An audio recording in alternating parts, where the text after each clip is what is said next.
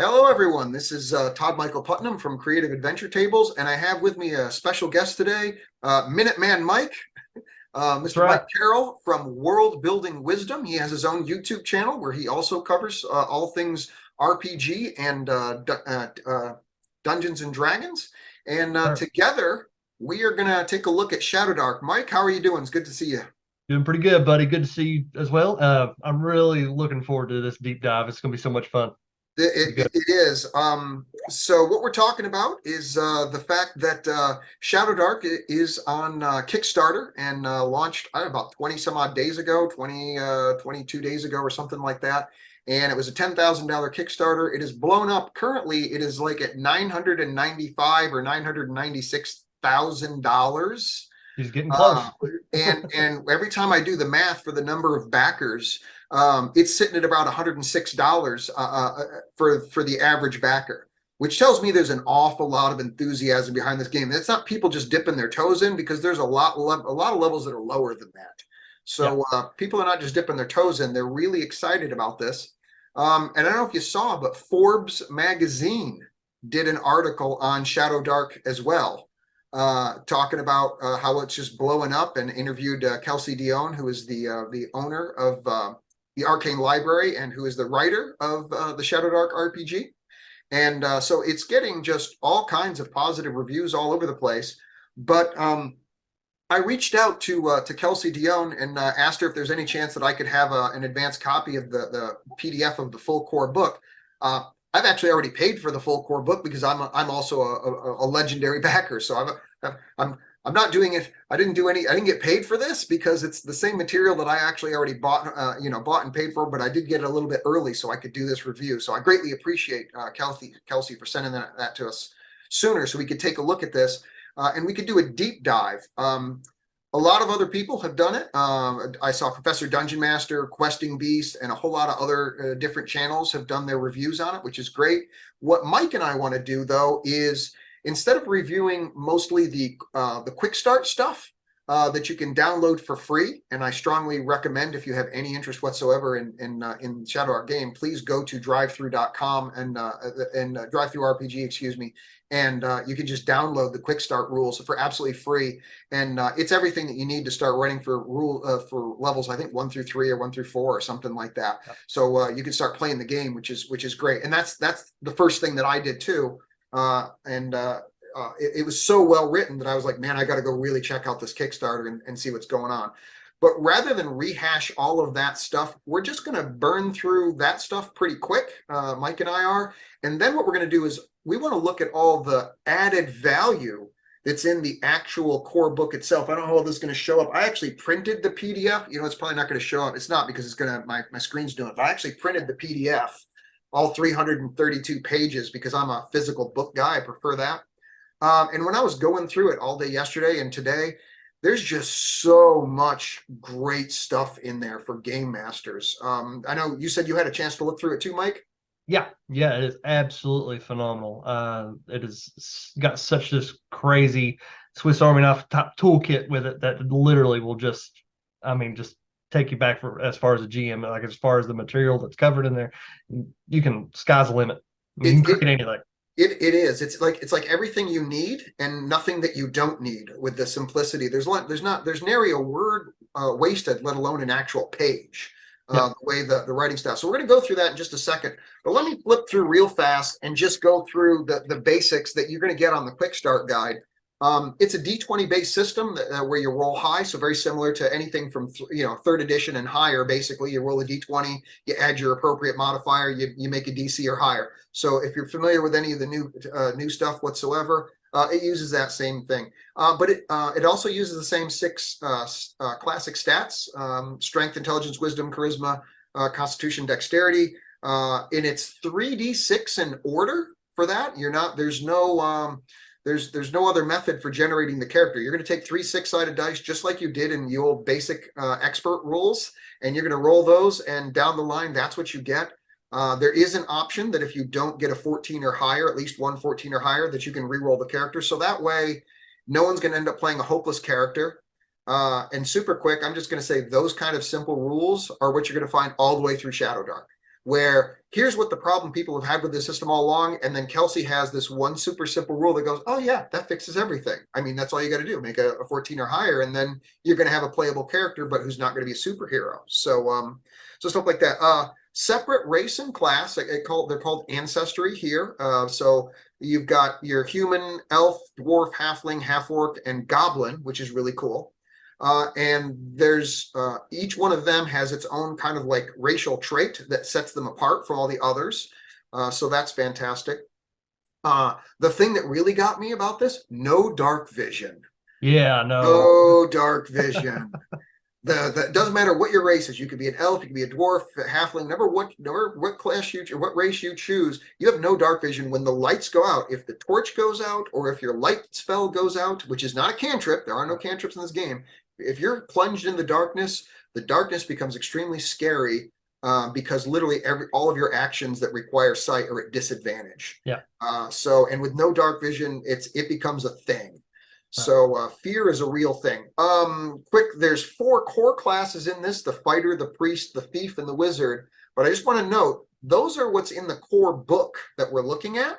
However, in the actual Kickstarter itself, there's 3 e-zines, electronic magazines or whatever, that you can get in either PDF or in printed format. And Kelsey has responded that there are 8 additional classes that are in those e-zines, which gives you a total of 12 classes, if my math is correct. 12 classes and 6 races gives you, I believe, 72 different combinations if you back the Kickstarter, depending on the level that you back it at, to start with out the gate, which is more than enough to role play whatever it is that you're probably looking to role play.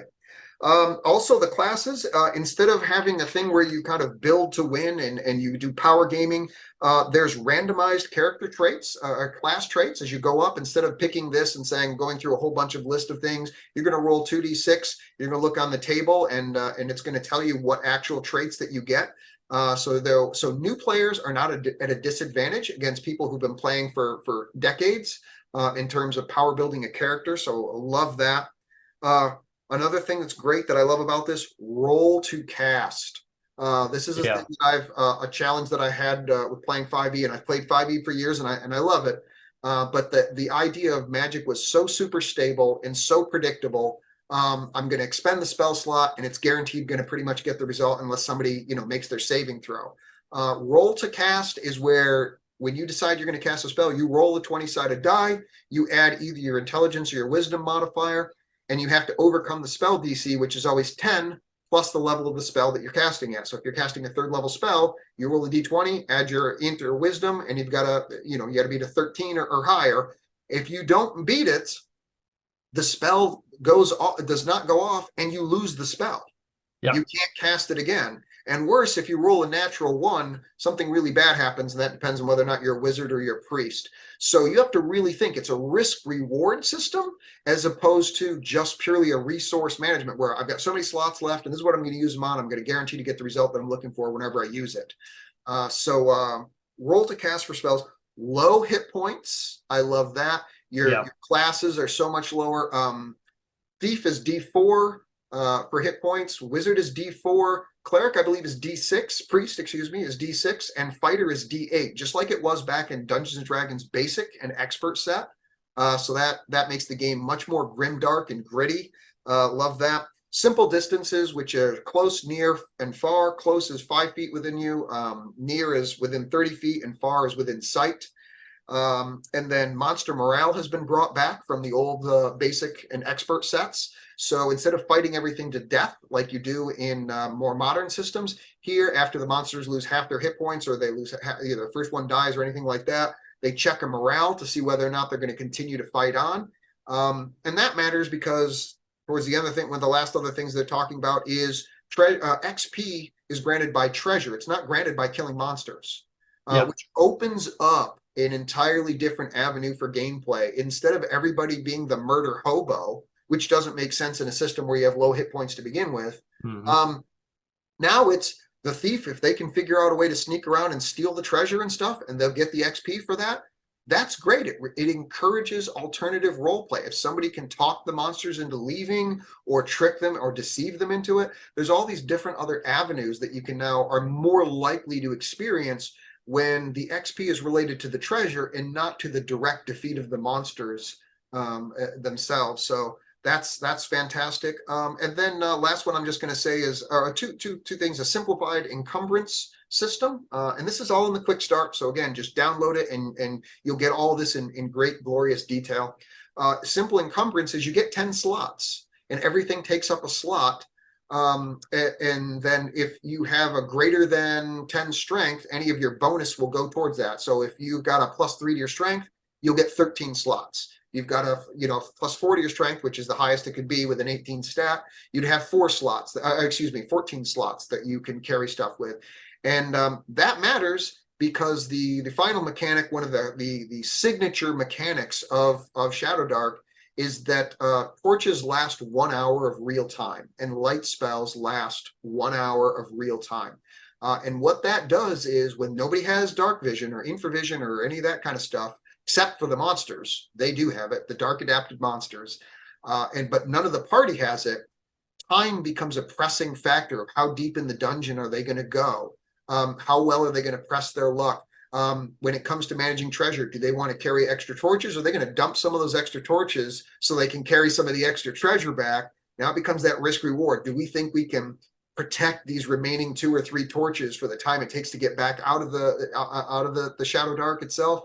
Or do we need to just not get some of this treasure back and maybe leave some XP on the table because it's not worth it if you don't make it out alive? Exactly. High risk, high reward, and then you have to take into effect that not everything that you grab to the dungeon is going to give you XP either. That's exactly it. That's exactly it. And the XP system is very simplified. You're either giving 1 XP, 3 XP, or 10 XP, and that's all explained in the thing. So if you're a beginning game master, and you're going through this system, it is so super simple. You don't have to worry about, like in other systems, this person needs 3,300 XP and this person needs 2,200 and we need 1,500 and these people get 10% bonus. And no, it's super simple. It's 10 times your level for XP. So to get from first to second level, you need 10 XP. To get from second to third level, you need 20 XP. And each time you go up a level, it just restarts. You lose the 10 XP that you had once you get to second level, and you got to earn 20 more XP in order to get to third level. So it just keeps it super simple. Everything about Shadowdark goes in that vein. So we're going to switch my camera view here, share screen. So real quick, and we're going to take a look at the Shadowdark itself. This is the cover. God, everybody loves the artwork in this game. I haven't seen anybody yet who has looked at the artwork that it's done for Shadowdark. And it's very much reminiscent of the OSR. I just want to make sure, Mike, you can see this? Yes, sir. Okay. Yep. We want to make sure that that everything's functions. This is my first time running a Zoom meeting, so I was telling Mike earlier, I'm expecting a train wreck, but hopefully it doesn't happen. So this is the cover page, and I just wanted to show this real quick. This is what the art is like all through the entire book. All 332 pages is various sizes and versions of this style of artwork. So it's a very consistent theme. Shadowdark does not have with it an actual setting. It is not like you're getting Greyhawk, for example, or some other, Eberron or something like that. It's not a setting, but it does have a very consistent visual style for the game masters to build their own adventures off of, or for the modules that they're probably going to be getting and running people through.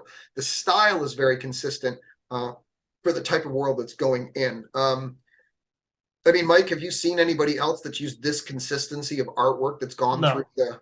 No, this is absolutely beautifully well done. I mean, kudos to Kelsey for all this, and the wonderful art that goes all the way through this. To hats off to all the artists that made this thing happen. It is, and just as a quick side note, I read somewhere where she said that, or maybe I heard it on one of her interviews, where she's talking that literally some of the artists are like death metal artists, which I just thought was amazing. They have basic expert type quality, OSR. Yeah.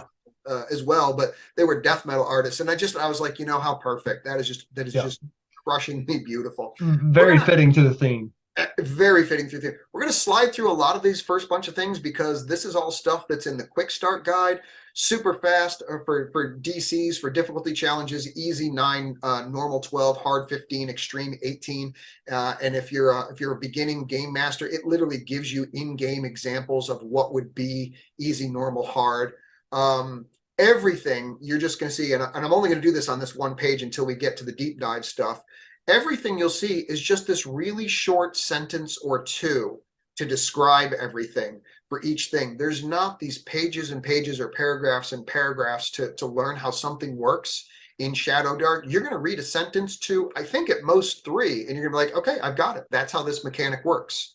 That's how this thing works. And you're going to see that consistently throughout everything. So we're going to scroll through really fast. One last other thing I just wanted to mention up front.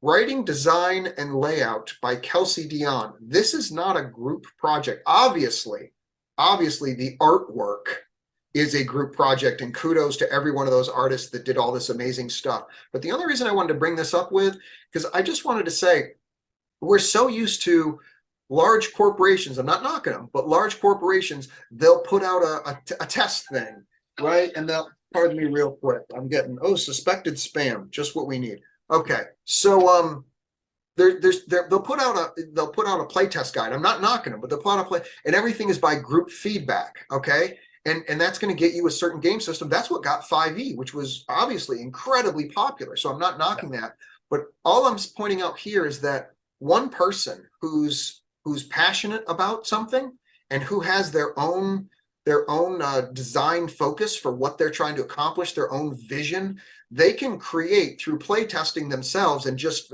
being one-on-one with the very people that, I think for 3 years she's designed and playtested this, that she's able to take that feedback personally, not from a forum, but literally from being at the table with them, and come up with such a cohesive, singular vision for an RPG game. I'm not saying it's necessarily better than the other way of doing it, but I'm saying it is interesting that her way of accomplishing this is literally exactly the opposite of the way the corporations did it, and yet it's getting such a tremendous response. So if you're an artist in any way, shape, or form, I just wanted to point that out to you for inspiration to go, if you've got some kind of art passion in you, there's a way that you can do stuff and you can have a resounding success, and you don't have to be surrounded with hundreds of people to make it happen. So I just want to point that out. Yep. Contents, we can flip through that, but here you go down at the bottom, 332 pages. So we got that going on there. We're clearly not going to be able to do all of that. A lot of this I'm going to skip through super fast here. So other than to just show you artwork and stuff, again, all of this through here, and here it's just some of the different races. There's your halfling, there's your dwarf, there's your human, there's your half orc in the Shadowdark itself as they're trying to work their way through. And I'm going to stop real quick, I think, at the fighter class. Ancestry, I'm sorry, we're going to stop there real quick. So dwarf, if you decide to choose a dwarf, your trait that you get is that you're stout. You start with 2 extra hit points, which is big in this game. Okay. Yeah. 2 extra hit points is big in this game. And then from then on, every time you level, you roll your hit point gains at advantage. So if you're a fighter, you roll 2d8, you pick the higher. If you're a wizard, you roll 2d4 and you pick the higher. It's a super simple mechanic, but it sets dwarves apart from everybody else. Same thing with Elf, Farsight. You either get 1+1 bonus to attack with ranged weapons or +1 bonus to spellcasting checks. So that depends. Are you a fighter, or are you a priest, or are you a rogue, or whatever it is? And you pick which one of those 2 that you want to be. Each one of them has something, but what you'll notice none of them have is a stat bonus. Nope. Dwarves don't have a con bonus as far as an actual stat constitution bonus. They have a bonus to their hit points when they roll, but they don't actually have a con bonus. Elves don't have a dexterity bonus or anything like that. It makes it makes creating characters much faster. Easy. You roll that 3d6 and you just start choosing. This is what class I want to be. This is the race that I want to be. You write down the perk and you're in business in like literally 10 minutes. Yeah. Simplicity is king in this, and it really does it in such a great job. It absolutely does. Half orcs here, a bonus to +1 to attack and with damage rolls with melee weapons. So halflings, once per day, you can become invisible for 3 rounds. Humans, you gain 1 additional talent roll at first level, which means it's class based. So at first level, everybody rolls for their 1 talent, but humans, they're going to roll for 2. So that's 6 races that already bring something to the game, but you're not messing around with your stats or anything, because those are all just flat what you rolled. And that's the kind of simplicity. So we're just going to look at the fighter class real quick. And again, there's 4 classes that are here in this book, and then there's 8 more that are in the e-zines. But here's what, so blood-soaked gladiators in dented armor, acrobatic duelists with darting swords, or far-eyed elven archers who carve their legends with steel and grit. So you get like one sentence that gives you the same kind of visual that you get from the actual artwork. And then everything after that is real quick. You can use any weapon. You can use all armors and shields. This is how many hit points you get, D8. You get the benefit of being a hauler, which is you get to add your constitution modifier, if positive, to your gear slots. That's what I mentioned earlier. If you've got a, if you've got a +3 to your strength, you're going to have 13 inventory slots instead of 10. And then weapon mastery, you choose one weapon type, such as the longsword or a battle axe or the short bow or a long bow or whatever, and you're going to gain +1 to attack and damage with that weapon type. In addition to that, you also get to add half your level to these rolls for attack and damage, rounded down.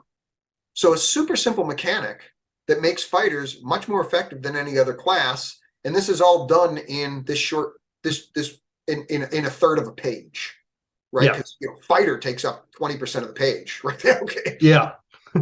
Right. So, and then grit. Here's where you customize your character a little bit. Choose either strength or dexterity, and you have advantage on checks of that type to overcome an opposing force. So if you're trying to kick down a door and you've chosen strength as your grit for a fighter, you get to roll your 2d20s for it's a strength based thing.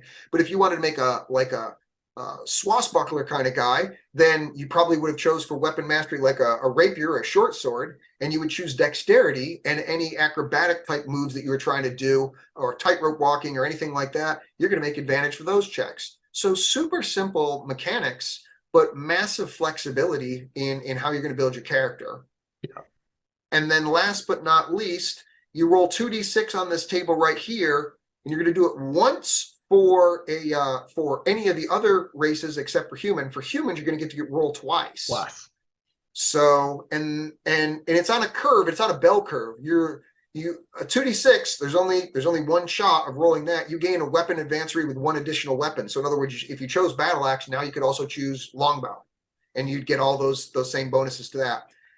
If you roll a 12, which would be 2 6s on the die, you get to choose your talent, or you get to add 2 points. You can distribute 2 points to stats, which means you could add 1 point to strength and 1 point to con, or you could add 2 points to con, or whatever it is you wanted to do. And then somewhere in the middle where they're much more likely, that's a 3 to a 6, a 7 to a 9, a 10 to 11. It's +1 to melee and ranged attacks, +2 to strength, or to dexterity, or to constitution. And 10 to 11, choose one kind of armor, and you get +1 AC from that armor. And that stacks. If you rolled that twice and you're wearing plate armor, you just added +2 to your armor class. That's going to make you a much better tank. Yeah.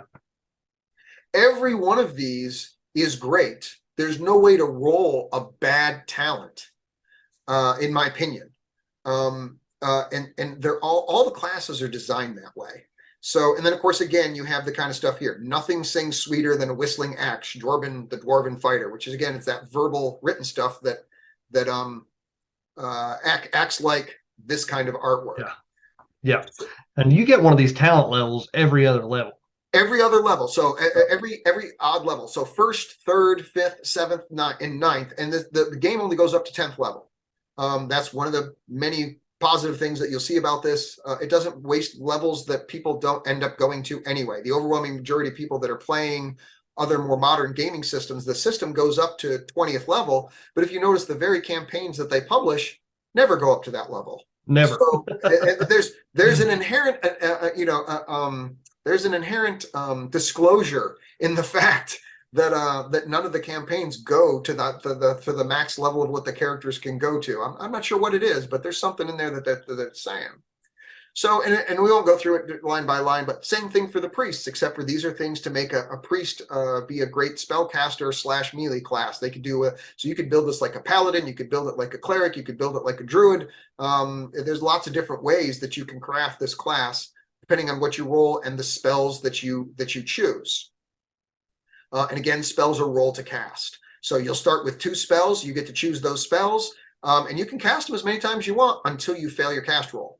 Yep. So it's risk reward. So if your buddy is down 2 hit points, you have to decide, is that worth trying to cast the Cure Wounds spell if you have it? Because if you fail, then you don't have any more Cure Wounds.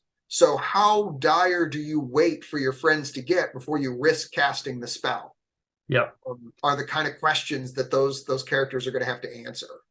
And I'd also like to point out too, once a character gets brought back, they're unconscious. They don't spring Right, back up with 1 HP right, and can act, just as well as they could with their max HP. right. And I really like that. It's all well thought out. So thieves and stuff you get there, and then you've got the wizard class for how they cast their spells.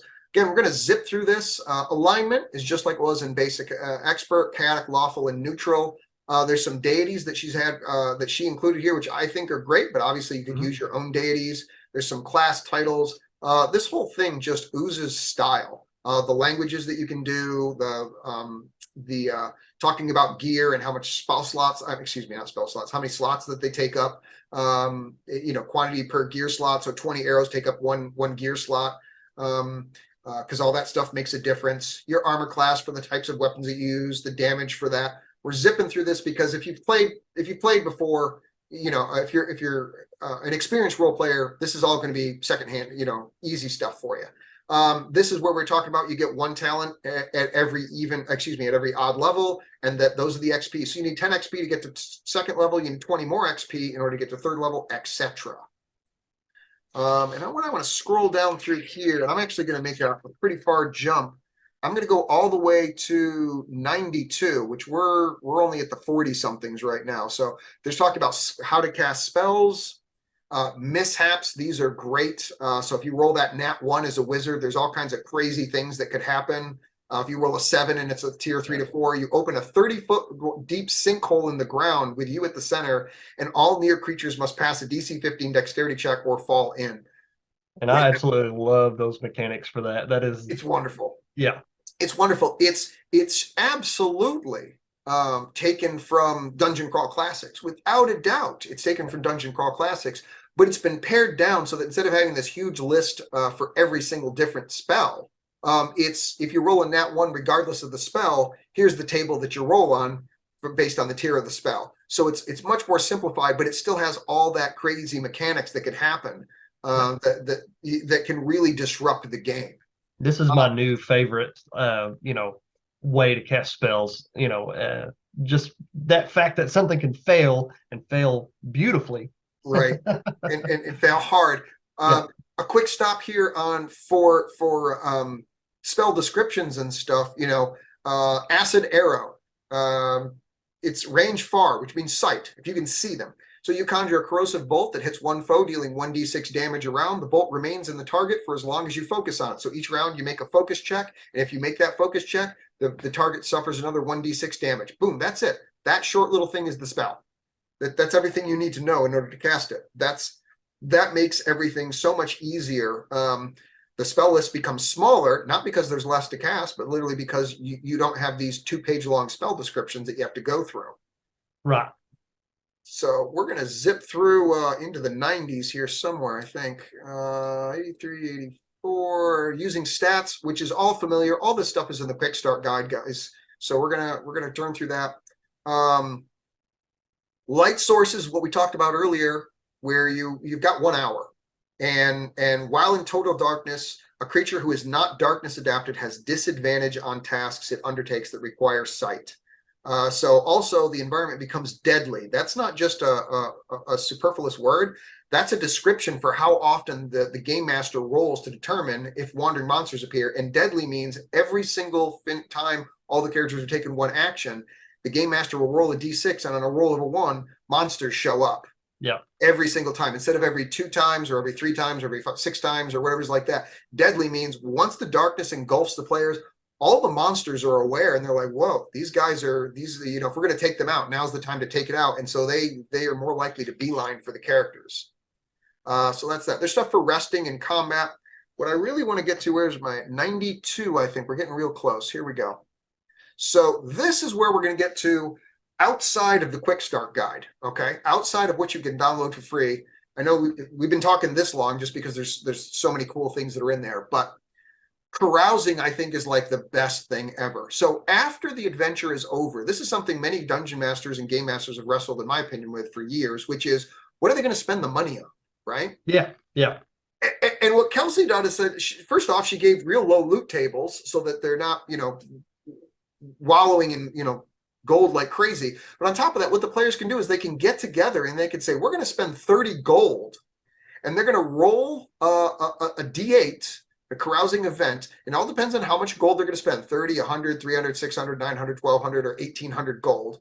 And that determines what bonus you can get. So you have to spend at least 30 in order to make a roll. 100 gold will get you a +1, a 300 gold will get you +2, etc. on your roll. You're going to roll a D8. This is after the adventure is over. Or what I would do is I would use it on the beginning of the very next adventure. The next time you show up, what have you guys been doing? You roll that D8. Let's say you just did 30 gold and you get a 3. It says you wake up in the gutter with 15% of your total wealth spent. So 15% of your gold is gone, whatever you got. But the benefit is you gain 3 XP. You're from the partying and whatever it is that you did, you got closer to getting to the next level. And it could be anything. The thieves bilked you out of stuff. You survived a blindfolded knife throwing demonstration unscathed, and so not only do you get 4 XP, but you also get a luck token, which is equivalent, sort of like equivalent to inspiration in 5th edition if you're running that system.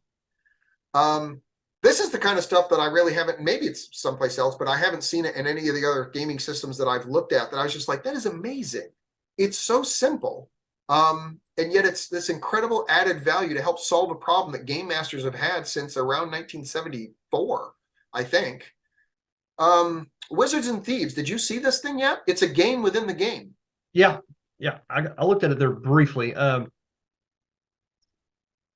But as far as the actual gameplay of it, I have. The mechanics of it, and we're not going to go through the mechanics of it, but the whole idea is like if players were come around the corner and they see there's a couple of goblins that are doing a dice game or something like that, literally, Shadowdark has a game within the game that you can play for rolling dice so you guys can do gambling, called Wizards and Thieves. I'm not going to go through it because it's 2 pages long. That's all it is, 2 pages. All the rules for it is here. But you can get into gambling, kind of like if anybody has played The Witcher 3 on video games like that, which is a super popular game. There's a game that they have in there that you can play, and I can't remember what it's called off the top of my head right now. Gwent. Gwent? Gwent. Gwent, that's right. Gwent. So there's a game within the game, which is just amazing. It's just another thing that just helps add to the experience that makes it feel more in depth, like there's a real world that's going on. It's one of those things that you would be hard pressed as a game master to come up with, but here it's already presented for you. All that value. All this right here is just an example of gameplay.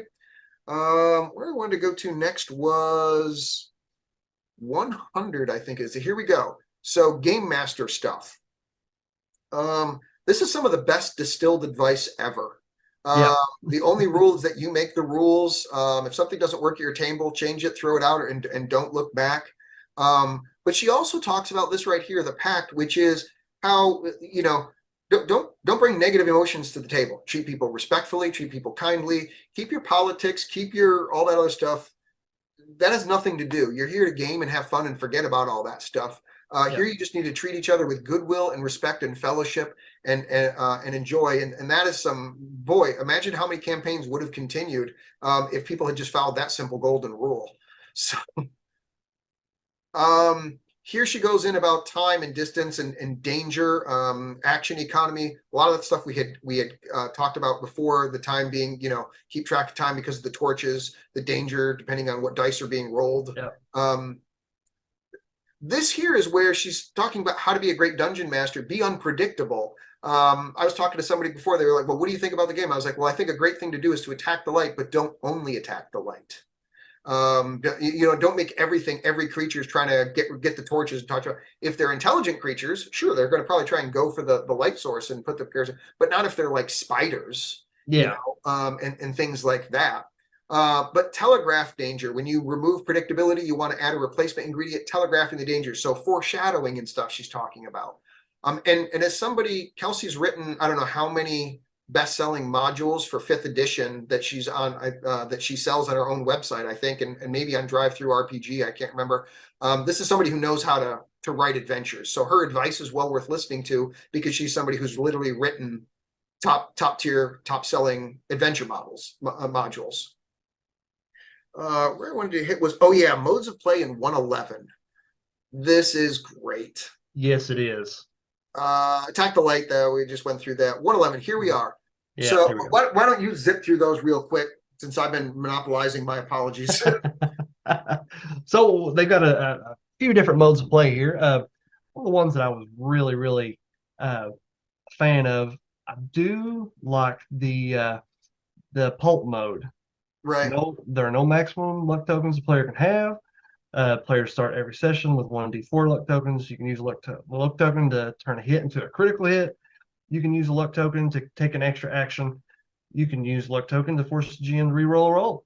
I Yeah, think this, if you're going to be playing something that is not so serious and you're just there, absolutely. like to break someone into the game, to Absolutely. kind of be like, okay, well, this is a very visceral game, but we're going to kind of ease into it for this first session to see how I like it, and then you can go from that. But uh, Absolutely. I like deadly mode as well. Yeah, it's got Death time, yeah, it's one page that just gives you, if you want to yeah, change up your game, the experience of it. Blitz mode, your light timers only last 30 minutes instead of an hour. That has some huge impact on the yeah, gameplay. Fatality, there is no death timers. It's literally characters die at 0 hit points. These are things that just bam, and it's something that you can talk with your party up ahead of time, with with your mm-hmm. players, and say, did you want to try this? We did a regular game session. Did you want to try any of these? And if everybody agrees to it, bam, there you go, and you've changed up your game that fast and easy, Yeah, which I think is great. 117, I'm going to zip down to here real quick. There's traps, there's hazards. The gauntlet, that's if you started a 0 level character. If you play Dungeon Crawl Classics, you know all about what funnels, or that's basically what that is. 117 is rewarding XP. This again, we're doing the deep dive into it here. This is where how awarding XP is so simple. So if the treasure is mundane, low value, ordinary, unexciting, then there's no XP awarded for it. There's not, if you get you get a sack of coins or whatever, there's just silver, there's nothing. If for the overwhelming majority of stuff, you're just going to award 1 XP point. Good value, worth protecting. Some gold coins, maybe a low value magic item or something like that. Fabulous is going to be like an incredible prize. So you get 3x points, and then like legendary be like a dragon. You know what I mean? You defeated yeah, a beholder or a dragon or something like that. You get 10 XP. So, but honestly, the overwhelming majority of the time, all you can do is you defeated that monster or you stole their treasure or whatever it is. You guys get 1 more XP. It's that simple. It's not hard to keep track of at all. And from this point forward, it all gets into just pure added value. Literally, there's a yeah, chart called "Something Happens." You're running your game, and you decide as the game master that maybe your players aren't paying attention, or maybe they're already at their wits end, and you decide you just want to push them a little bit further. You yeah, can just roll on the something happens chart, and bam, someone tries to pick your pocket. You sense that you're being magically scried upon. There's 100 of them, or there's 50 of them, or so. yeah, You realize you are not alone, and there's something behind you. A wild-eyed man approaches you with a holy book held high. Each one of these things is basically anything could happen from that point going forward. And what I love about this is she tweaks your inspiration, but she doesn't rein in your creativity. Once she just gives you yeah, that plot hook, you're free to do whatever with it that you want. She trusts the creativity of the game masters running this game. She gives them a plot hook basically to run off of, and but it's up to the GM to, for whatever their imagination, to start fleshing out the details of that, and make it a memorable experience. Which means if you roll in the same, that you happen to roll the same number twice, you can still go in a totally different direction. right. Rumors, how often have people wanted rumors for their games? You know what I'm Mm-hmm. saying? Bam, there they are. Adventures, this is so cool. Yeah, Just 3D20, you roll it.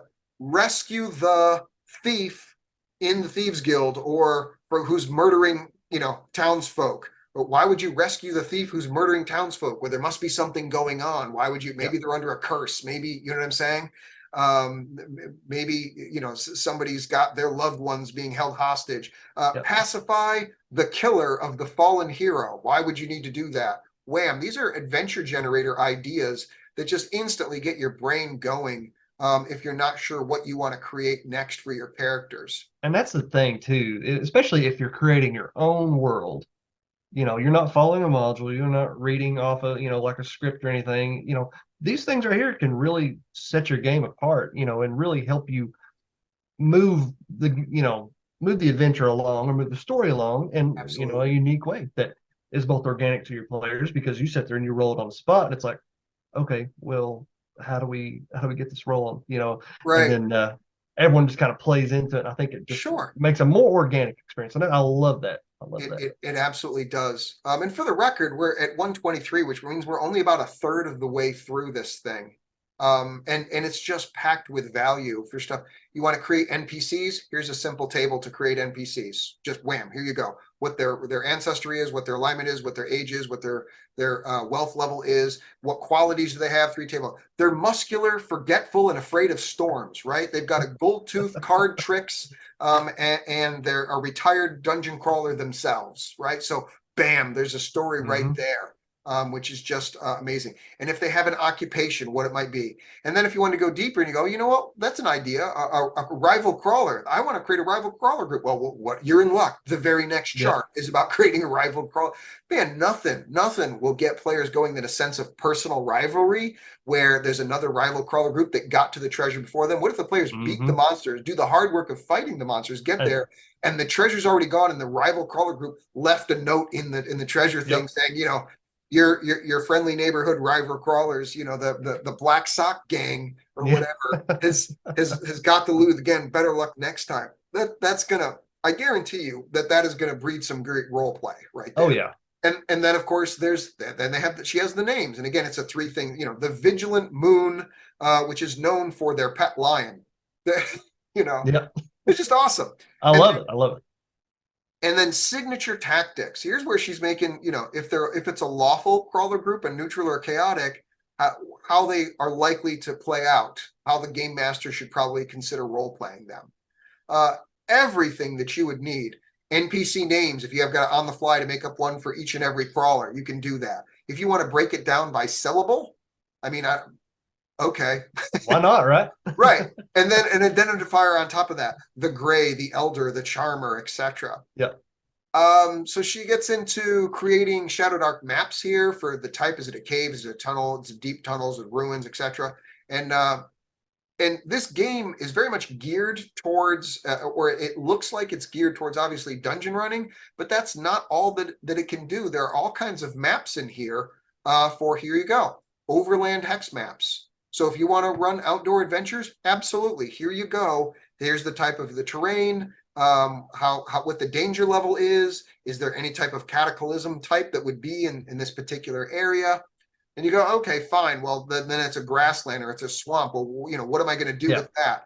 Well, she has points of interest. She has settlements for villages, towns, and large metropolises, for names for those. The settlement type maps, areas within the map, with the districts, of whether they're slums or low districts or artisan or markets and stuff, all whether or not certain districts have a type of alignment that goes with it. So maybe the slums are filled with chaotic people, but the high district is more lawful or neutral. You know what I'm saying? And so people are more likely to behave differently in that area. And then she drills down on each one of those here. So you can customize the hell out of any campaign that you want to run just with the random tables. If you're a new or beginning game master, or on the other end, in my opinion, if you're a veteran game master and you just hit burnout. Yep. Because how many GMs have had burnout and then whammo, here it is. It's spoon fed for you to get the ball rolling, Yep. to be like, oh yeah, okay, I can make something out of this. Or the procrastinator GM waits till about Right. 20 minutes for everyone shows up. It's like, I need something now. And Th- this Yep. And you this will could do it. literally roll it on the fly. It's only a couple dice rolls each time. Then, so you go in and here's a whole bunch of names of taverns. All of this is added value that you're going to get in the core set that you're not getting in the Quickstarter set. So when you see the Quickstarter set and you look at it and you go, man, these rules are great. That's nothing compared to everything that's being offered, in the actual core rules. It's a one and done book. The menu, the drinks that are in the tavern, right? The shops, 100%. Yep. poor standard shop, wealthy shops, Shop name generator, of course, what they're known Hmm. for, interesting customers that could be in the shop, more great artwork. I love this. I'm going to point this out real quick. In the basic rule book, there's a picture of a guy that's carrying coins and the sack is broken open and just a couple coins are pulling out. And I just have to believe in my head that this is an inspiration Yeah. that's like a nod to that Yeah. BX artwork. Paying Because homage to it. it has to be because the artwork is so good that and the artists know what they're doing that I'm like I see that and what I see is this person loves the same thing that I love. Yeah. That's what that tells me. Yeah. Whoever did this clearly played Dungeon Crawl Classics. You know what I'm saying? That just has that vibe there going Yeah. on to it. But I was saying earlier, so there's charts about, Arctic. Well, okay, well, now what do you do? Well, there's whole charts here's 2 pages worth of charts on encounters in the Arctic. And then in the artisan district, where they're doing stuff in the castle district, 2 pages. In caves, 2 pages. Deep tunnels, which are apparently different than caves. Okay, so in the desert encounters, in forest encounters, in grassland encounters, in high district encounters, in jungle encounters, in low district encounters. I mean, in marketing. There's so many that now you don't have to do any of this. It's Right. all there for the DM the moment they feel stuck, the moment the characters pull a hard left on them and they're just not prepared for that. They are prepared for it because they just flip over to page 166 in the mountains and they roll their percentile dice and they go, oh, yeah, 1 to 4 pyromancer mages are meditating beside a lava pool and they look up as they see you approach and they appear to be unenthused about the fact that you have disrupted their meditation. Bam! Now the players are on their back foot again instead Right. of you, the game master. Just like that with one roll of the die. Just like that. Mountain encounters, ocean encounters, river and coast encounters, because ocean encounters are different than coastal encounters on the ocean. Ocean encounters Right. on the right ruins, slums, which again slums are different than low district, right? It's just Right. there's so much opportunity for you to go through and do this. Swamps, taverns, we're a little more than halfway through the content that you're going to get if you want to pony up a few extra dollars. Okay, just for that. Yeah. You don't even have to buy the physical book. You can buy just the PDFs for less. I don't know what the off the top of my head, but the value that you get, even if you weren't interested in running the system, but you were just a game master for any system, to me, the tables and charts alone pay for the system. Oh yeah. I mean, this one book here would serve you for the rest of your RPG, career as a GM. Like you have all these endless possibilities of stuff that Yep. you could incorporate into your games, and you would never, I don't feel you would ever run out of ideas to be throwing at your players. Tombs, universities. Now here we get to monsters. Now here a funny story for you. So my thought was, well, and before Kelsey had sent me this advanced copy, I was just like, oh man, so what am I going to do for monsters? And I was like, oh well, I mean, I've got a few of my old BX books, so I can use those because I ran a one shot, like I said, and but I was like, you know what, I'm going to back. I think it's Goodman Games, I think, that's got a Kickstarter going that just finished for 500 monsters. And you can either go the 5th edition monsters or you can go Dungeon Crawl Classics. And Dungeon Crawl Classic stat blocks and basic expert stat blocks and basic fantasy, all that is pretty close. It does not take any hard work in order to switch one for the other. So I thought to myself, you know what? I'll back the Kickstarter for the 500, Dungeon Crawl Classic monsters. And when that finally, that's going to be all that I'll need. Well, of course, the first thing she gives you is a monster generator, so you can generate as many damn monsters as you want. Yeah. Oh yeah. When I saw that, I was like, of course she did. But I feel silly for thinking I needed to spend money someplace else in order to have enough monsters when she's got right here on page 190 of 332 right. how to create monsters all of your own. And how to make it weird. And of course, creating monsters isn't enough. You need to know how to be able to mutate them. Right. Because that immediately comes to mind, right? Right. And, she's covered all bases, and she's just constantly hitting home runs with this. You're right. It's just knocking them out of the park to the point where there are Yeah. no base hits. Everything is just home run, home run, Right. home run. And again, all the stats are so simple. If you look at the stats of the monsters, and then we're gonna switch over here. So we're gonna go to the actual monsters. Here's an acolyte. So you've got your armor class, your hit points, your attack, which is in this case 1 mace, you +1 to the die roll, and the damage they do is 1 to 6. Or they could cast a spell, which they have +2 to the die roll. Their movement is near, which you know is 30 feet or less. And then there's their strength, dexterity, constitution, charisma, right there. Their alignment, and then their level, which would be the same as hit dice if you're playing that LV. That's exactly interchangeable with hit dice if you're playing D&D Basic. And then whatever special thing they have, well, if they have a spell, you don't have to go look it up. It's right there. The spell that they have will be Healing Touch. The DC is going to be 11. You already know you add 2 to their dice roll, so you're going to roll a D20, add 2 to it, and if you roll 11 or higher, that our acolyte can heal a creature for 1d4 hit points. Bam. Right. Everything you know to know in this compact little, and then of course there's an aboleth next to it with amazing artwork. And she's some stuff, angels, there's archangels, there's domini angels, there's seraph, there's seraph, there's principi. So there's different stuff. And she does the same thing too with, I want to say kobolds, I think, and maybe goblins have different type. But all your classic monsters are here. Centaurs and chimera and giant centipedes and cloakers and all that stuff is here. I'm gonna scream through all of this because I think I counted and there's like 240 some odd monsters. I was gonna say there's quite a few. Right. So if you run out of the monsters, and here she has some special stuff. Mordandicus, pardon me if I've butchered that, Kelsey. Mordandicus the Flayed, right? So you have this full 1-page monster. She's one of the baddest monsters out there, and then you get a full page artwork to go along with it. So if you ever decide to spring that on your players, and if for some reason you're not using minis or you don't have a mini for it, you can just hold that up and you can show the players, here you go, this is what he looks like, and you already know it's going to be an epic monster, and it's an epic boss might built in. So everything from super low level to super high level is already included in the 240 or 50 monsters that are in here. But then that's on top of the added value of being able to create any other monster that you want to, and then mutate it because there's other stuff that you didn't immediately think of. Which endless customization. Endless customization all in one book. And then treasure overview is the last thing that the second to last thing I wanted to go to. Treasure overview is just dealing with it. She has stuff in there for the treasure. What if allow PCs to gain carousing allows PCs to gain XP fast, but they'll soon need to go adventuring again because you have to spend treasure in order to go carousing.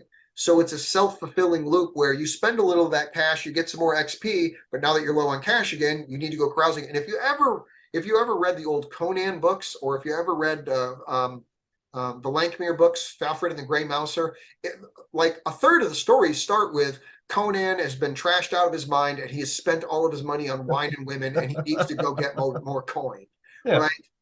It's just a classic thing. So it really has a nod to that. Unguarded treasure for if you want to, dealing with how, the characters split up the loot, dealing with magic items. And then, of course, as if one would have to ask, tables.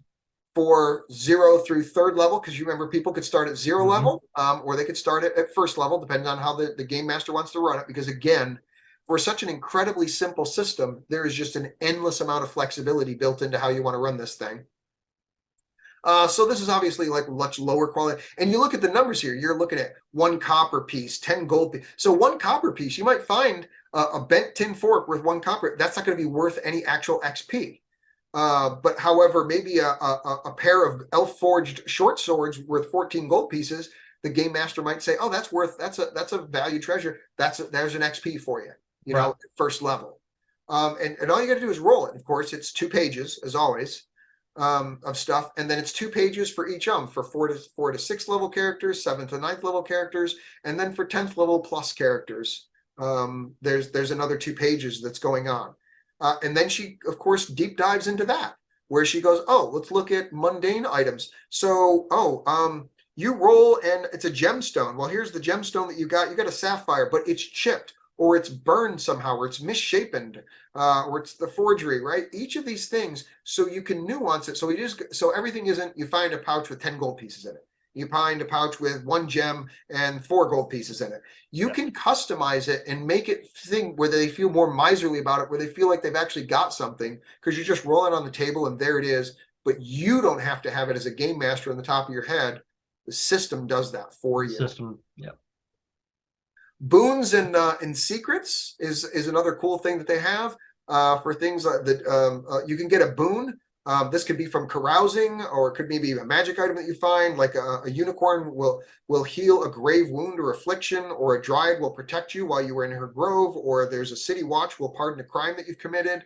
All kinds of crazy stuff that you have in there. Those are boons that you could get that may not have an instant impact on gameplay, but it could be the card that you could pull out when you need it as a player. And that gives the players something more to look forward to. Secrets, because secrets are great and stuff. Different types of blessings that you can have in the game. Magic item attributes, and whether is it armor, is it potions, is it scrolls, is it a utility item, is it a wand, is it a weapon? Does it got virtues to it? Does it have flaws to it? Does it have both to it? Yep. And then of course, a magic item generator. So again, the Ashen Staff of Blood, Shun's Shield of Power, Ord's Cape of Elemental Fury, for people who can speak, right? The Primordial Skull of Brack, right? Whoever that, and then Brack, who the hell is Brack, right? So that could become a whole thing that you want. She deals with consumable. So there's all these generic tables that you can roll on, but your campaign isn't going to feel generic if you actually roll on them, because it's going to have everything with specificity. Yeah. Brilliant. Absolutely. Absolutely brilliant. Right out of Fenway Park. Yeah. I can't praise this enough, man. This is just too good. I can't. I seriously, it's just stunning. And I'll stop right here real quick and just say, I've been working. I told you this, and we were talking earlier. I've been working my own 5e homebrew for like 3 years, and my players and I loved it. We were having a blast. There were things that I wasn't super happy with it, but within the realm of 5e, I did as much as I could do it. And man, after seeing this rule book, I was like, we got to play this. I offered my guys a one shot, and my table is it happens to be a well mixed group. So I've got people that have been playing with me for years. I got one player who literally, this was the third or fourth, it was the third role-playing game they'd ever played in their entire life, and they were a kid. They were like 17, 18, MJ, who's a great player. Yeah. And so he got to try. And then I had another guy who played some 5e, but mostly he was in Call of Cthulhu in a totally different type of one game that we ran. And every one of them that played voted, they're like, we're happy to switch to Shadowdark. We can just skip 5e. And I was too. I was willing to set all of the years worth of work that I had done on my own system. I go, Kelsey's done a better job. I have no problem admitting it. I would rather run this system than the one that I've been finagling and tinkering around the edges for the last 3 years. So, and if I was only the one that was saying that, then you'd be like, okay, so, it happened to strike a chord with you. But a diverse group of players with different backgrounds all came away with the same experience of, no, we want to play this. Exactly. And that just speaks volumes to the credibility of this, Yep. And it's and it really just speaks more to the fact of, when you got $995,000 that have invested in a $10,000 Kickstarter, and the average is $106, it can't be only the same type. There's got to be some disillusioned 5e players for whatever reason. They're just tired of the system. They want to try something different. They were upset about OGL, whatever. It doesn't matter. Yeah. But people that were willing to break loose from that, you've got to have some people from that. You've got people from OSR games that are like, oh, wow, I could actually attract more players because 5e players are willing to play this. And yet this is totally an OSR-like vibe to it. I mean, this is, absolutely the type of games that I like to run. So you've got a lot of consolidation of OSR-style games that are coming to this, that they're looking at this. And then you have people that are either new to it, that the hobby wasn't approachable because they look at my shelf and they see 32 5e books and they're like, I'm not even going to begin this because that hobby looks insane. I can't possibly know all those rules, versus me going, okay, no, it's just one book. And honestly, as a player character, you're going to have like 4 pages to deal with, or 2 pages to deal with, plus spells if you happen to be a priest or a cleric or a wizard. I mean, that's all you have to know. And the rest of it, don't even worry about it. But it's so simple. Don't even worry about it. Okay, it's so much more approachable. Yeah. that's and that's, I think, the keys for me. The style is one thing. The approachability, simplicity is another thing. The fun factor, because all the crazy things that can happen, the charts that you can roll on, the way the spells are written and stuff, the fun factor is absolutely there. And the lethality, Yeah. how challenging this game could be. And again, like you pointed out, you can pulp it up. You can make it easier right in the rules. There's a set of things going, oh, look, I want this option. I want to run my game with this option. And bam, there you go. You Yep. can pulp it up and make it easier for beginners. Oh, this isn't hardcore enough for me. I want zero is death. Okay, there it is on page whatever it was. Yep. There it is. Yep. Let's, before we start the campaign, here's the page, guys. Which of these rules did you want to run by, if any? Oh, we all want to do this. Okay, here we go. All right, we're ready to rock. Those are the rules. Bam, done. Done. Easy, easy peasy. Yeah. And I Gotta can't love tell it. you how many times, I've been sitting at a table and we're all doing like a session zero kind of prepping what, people are wanting to play and stuff. And it's like, well, what about this class or this, this race or this background, or what features should I use? And it's, Right. and It then, slows it down. It's yeah. my personal experience is that the the 5e is very much about the individual player, Mhm. because it's all about their backstory, and it's all about, and none of this is knocking it, because again, I've Right. played for years and I've invested a lot of money in. Okay, so none of this is knocking 5e. I'm just giving my personal opinion about what it focuses on doing. In my opinion, when they switched and they started selling from individual modules, like back in the old days of, Keep on the Borderlands and, and Palace of the Silver Princess and stuff like that. When they switched from that, which was an individual module, to selling entire campaigns, there was a de facto change in game design where they said, well, we need to start designing these characters so they live for 15 levels, because that's the expectation with the campaign they're running. Yeah. As opposed to Keep on the Borderlands. Well, you go delve in this one dungeon, part of the dungeon, for a little while, and then when you come back, if you come back alive, Yeah. you go and you do another one. And if you don't come back, then you roll up a new character and you're going to go and delve in, cave J or cave L or whatever Right. it is in the thing. So the mentality of how to build the characters changed with how they decided they were going to sell the adventures. And Dungeon and Shadowdark is very much about the individual adventure going on, but it could be of any type. It doesn't have to be a dungeon crawl. Like you saw the charts. I mean, it went on, Yeah. on and Right. on and on. You run any type of game that you like. So crazy customability. Hey everybody, we had a quick technical issue there and we ended up losing Mike, but that's okay. We wanted to wrap this up at about the 1 hour mark anyway. So I just want to thank Mike Carroll from World Building Wisdom for hanging out with me and going through and taking this deep dive into the Shadowdark RPG core rulebook. Mike's got a great channel. He's interviewed a number of really nice people, and he's always got some good content going on there. So please take some time to check that out. Also want to thank Kelsey Dion from the Arcane Library, who provided the PDFs for the Shadowdark RPG core rulebook so that we could actually do this review. It's greatly appreciated. This was an unpaid review, and I'm already a backer, so I've already technically paid for those, or will when the Kickstarter finishes those PDFs. But that being said, all the opinions, the reasons why I did this were literally because this is what I really think about the game, and how excited not only I, but pretty much most of the people who've ever tried it, especially if they've run a session, really feel about it. So hopefully you got some good information with our deep dive into stuff beyond just the quick start. Please, though, do go to drivethroughrpg.com. I'll have links to this, to that down below in the description. So if you can download that for yourself and check it over and see if the Kickstart might be something you'd be more interested in. Obviously, I have a link to the Kickstarter below as well, and a link to the Arcane Library, as well as a link to the World Building Wisdom. So you can see it all, check it all out, and I hope to see you guys next adventure. Thanks for watching. Take care. Bye.